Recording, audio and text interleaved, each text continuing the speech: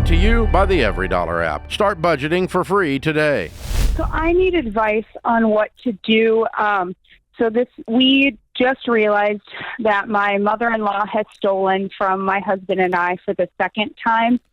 The first time was last year that we discovered it. My husband's debit card numbers kept getting stolen even after he changed it 6 times. Ooh. Come to find out, it was my mother-in-law. She stole every time he was home. She somehow went into his wallet and grabbed his debit card, wrote down the numbers. She used it to pay bills. I mean, it was... How but much? She also used it for... we tracked $1,000 and then we stopped tracking it. Because you didn't want to keep getting mad. Know. How long did this go on before the second time that it's happened? How long did it go on for before you figured it out?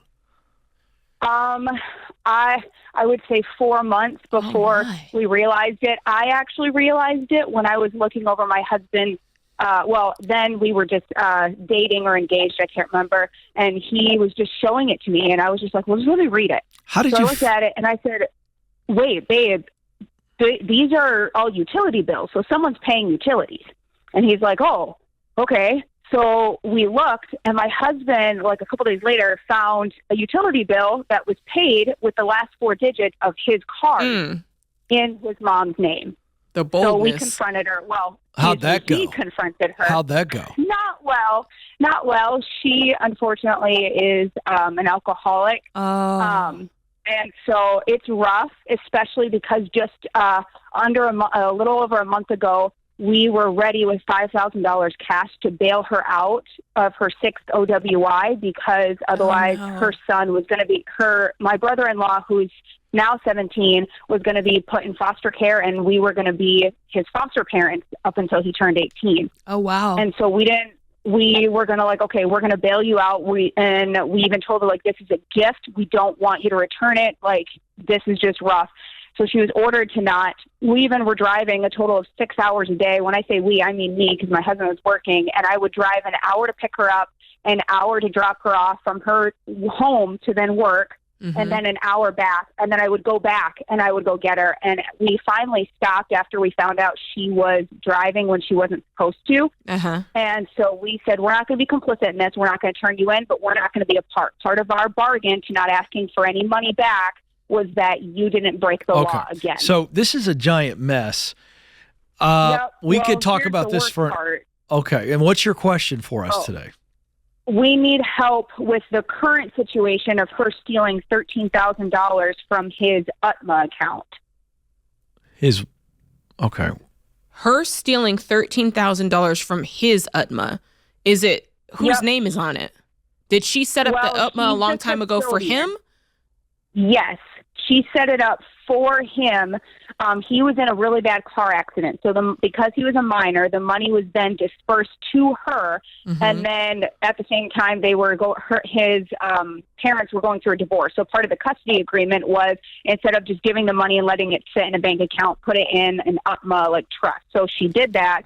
And then in 2008, she took out a little over $6,000. And then in 2015, she took out another little over $6,000 of a total withdrawals of $13,186.43. No, we get it. She's got access to this, though. She did. Yep. So now my husband's 22 and has rights. And so when we talked with our accountant and we talked to the investor, she's not, according to UTMA, IRS stuff or whatever that we are being told, is that she can't pull out any money unless it's to benefit the minor. But she just did. So you could sue her. I mean, you could. I got a question there. How, if that's true, then how is it that she just recently was able to get into the account and get $13,000 more dollars? No. That was the total amount. It wasn't recently that she did it. She did it in 2008 once, and in 2015. We only found out now. Okay, all right. So Lily, are now being mailed to my husband. Okay, so there's a lot coming at us. So you've done. Sorry. So she. No, it's okay. But to try to help you, what you just told us seems like the solution. What you just told us, she can't get access to this now, correct? Because of his age. Right. All right, then. So you don't have anything to worry about. Unless, like I said, unless you were trying to get the 13,000 back. If that's the case, you'd have to take legal action to prove that she took it, that she didn't spend it on him, right? I just don't even know how to prove that. Like, my point in saying that is it's probably not going to be worth it. No, this is not worth it, Lily. She doesn't have any money. Yeah. And the last thing you guys need to do is spend your money on a wild goose chase, because that's what this is. This is already awful enough. So if that's your question for us, Jade and I are saying if we were in your shoes, you can't sue her for anything. We'd let it go. But I would make sure that your husband is on the phone with this account. Yeah. And we're absolutely for certain that she cannot access the funds. The second thing is, I got to go back to the initial thing. He doesn't go anywhere near her with his card, with his debit card anymore. Right? How did this happen? I don't know how he's laying his wallet around and she's just walking into this. So no, what had happened was it was while he was still living there. So we didn't move in together until after we were married. And he lived with his mom. When we found out about it, he did end up getting an apartment for 6 months, and then we moved in together because we were married. Lily, this just needs to be a clear boundary here. This needs to be a clear boundary. We don't do anything with her anymore involving money, period. Done. She needs to get healthy, and she may have to hit rock bottom. It doesn't sound like she's there yet.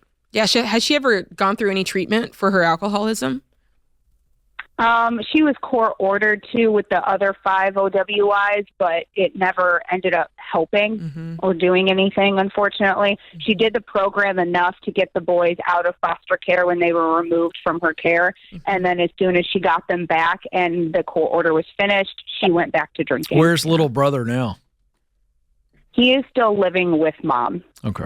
All right. Well, this is tough. We feel really bad for you. I'm glad you have figured it out. I don't think there's any recourse. I think you guys need a clear boundary here. And I think, you know what? I love therapy. So I would suggest you and your husband go talk to someone, because when people do you wrong like that, and your husband's probably bringing in his own baggage from that living situation, like, you guys get some clarity and get some mental healing over this, because clearly her actions have impacted you guys and it's made you feel some type of way, like understandably so. But make sure you're working through that too, so that when the time comes that she does become sober, which I pray it does, you can receive her with open arms. Also, Lily, the best we can do is give you a present.